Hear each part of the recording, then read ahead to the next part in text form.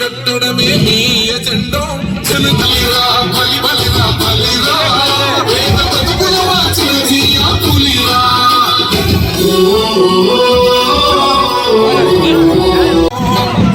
ఆయన దుర్గ పడుతున్నది తొడలు వేసుకుంటారు తప్పక చెడలు పేదోడి కన్సౌర నాలుగు మెతుకుల కోసం ప్రజా సంకల్ప యాత్ర చేసి గెలిసిన యుద్ధం పుట్టడమే మీ ఎజెండా జనగుండల గుడి కట్టడమే జగను ఎజెండా.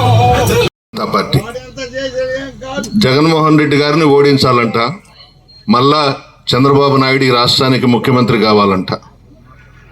గతంలో 9 సంవత్సరాలు ముఖ్యమంత్రిగా చేశాడు, ఈ రాష్ట్రంలో 5 సంవత్సరాలు ముఖ్యమంత్రిగా చేయడం జరిగింది. ఎప్పుడు కూడా ఇన్ని పథకాలు ఇచ్చింది లేదు. వాగ్దానాలు చేయడం, అధికారంలోకి రావడం, ప్రజలను మోసగించడం చంద్రబాబు నైజం. ఆ విధంగా కాకుండా రాజశేఖర రెడ్డి గారి పరిపాలనను పార్టీ జగన్మోహన్ రెడ్డి గారిని ఓడించాలంట, మళ్ళా చంద్రబాబు నాయుడు ఈ రాష్ట్రానికి ముఖ్యమంత్రి కావాలంట. గతంలో 9 సంవత్సరాలు ముఖ్యమంత్రిగా చేశాడు, ఈ రాష్ట్రంలో 5 సంవత్సరాలు ముఖ్యమంత్రిగా చేయడం జరిగింది. ఎప్పుడు కూడా ఇన్ని పథకాలు ఇచ్చింది లేదు. వాగ్దానాలు చేయడం, అధికారంలోకి రావడం, ప్రజలను మోసగించడం చంద్రబాబు నైజం. ఆ విధంగా కాకుండా రాజశేఖర రెడ్డి గారి పరిపాలనను ప్రచారం నిర్వహించుకుంటున్నాం. ముఖ్యమంత్రిగా ప్రమాణ స్వీకారం చేసిన తర్వాత సంక్షేమ పథకాలకు శ్రీకారం చుట్టి పార్టీలు చూడకుండా పెద్ద ఎత్తున ఆంధ్ర రాష్ట్రంలో మహిళల పేరిట సంక్షేమ పథకాలు ఇచ్చిన విషయం మీ అందరికీ తెలుసు. దాదాపు రాష్ట్రమంతటా కూడా అన్ని జిల్లాల్లో 2,75,000 కోట్లు సంక్షేమ పథకాలకు ఇవ్వడం జరిగింది. అందులో భాగంగా మన మోడేగుంట గ్రామంలో ప్రత్యక్ష నగదు బదిలీ అంటే విజయవాడలో జగన్మోహన్ రెడ్డి గారు బటన్ నొక్కితే మోడేగుంటలో 5,52,00,000 నేరుగా మీ అకౌంట్స్లో పడడం జరిగింది. నాన్ డీబీటీ పరోక్ష ప్రయోజనాలు అంటే పెన్షన్స్ కానివ్వండి, ఇతరత్ర పథకాలన్నీ కులం, మతం, పార్టీలకు అతీతంగా మోడేగుంట గ్రామ పంచాయతీలో దాదాపు 1,72,00,000 మొత్తం DBT, non DBT 7,24,00,000 Jaganmohan Reddy గారు మీకు ఇవ్వడం జరిగింది. మీరెవరు కూడా ఈ పథకాలు అడగలేదు.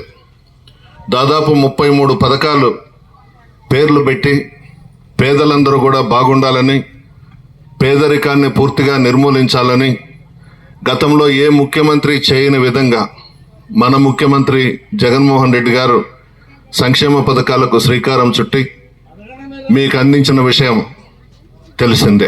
అసలైన వైఎస్ఆర్ కాంగ్రెస్ పార్టీ నాయకులు, రాజశేఖర రెడ్డి గారి అభిమానులు, జగన్మోహన్ రెడ్డి గారి అభిమానులు మాత్రం డబ్బులకు అమ్ముడు పోవడం లేదు.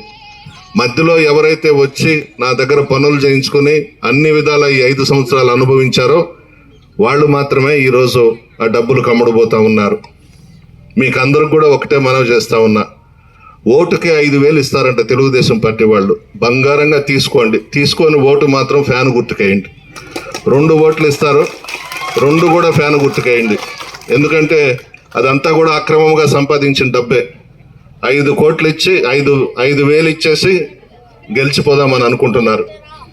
బంగారంగా తీసుకోండి.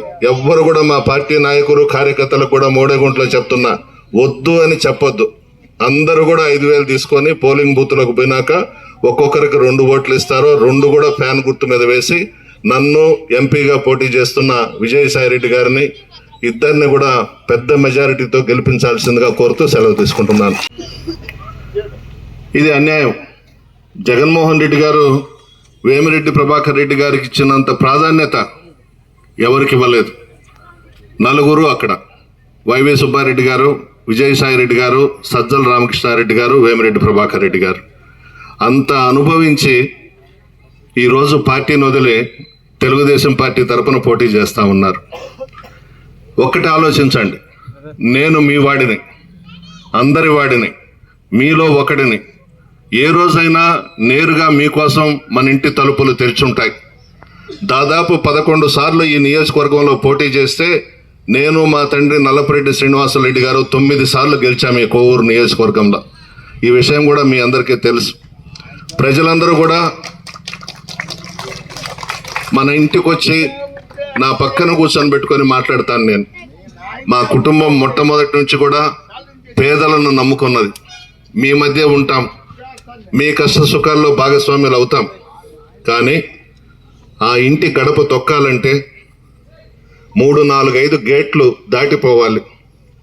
12, 1 గంట దాకా కూడా మిద్దె మీద నుంచి భార్యాభర్తలు దిగరు, కుక్కలు ఉంటాయి. మన పేదవాళ్ళ ఇంటికి పోవాలంటే చాలా కష్టమైన పని. మీకు అందుబాటులోకి రారు. ఆయన చుట్టూ అంతా కోటీశ్వర్లు, పారిశ్రామికవేత్తలు ఆ ఇంట్లో ఉండేది.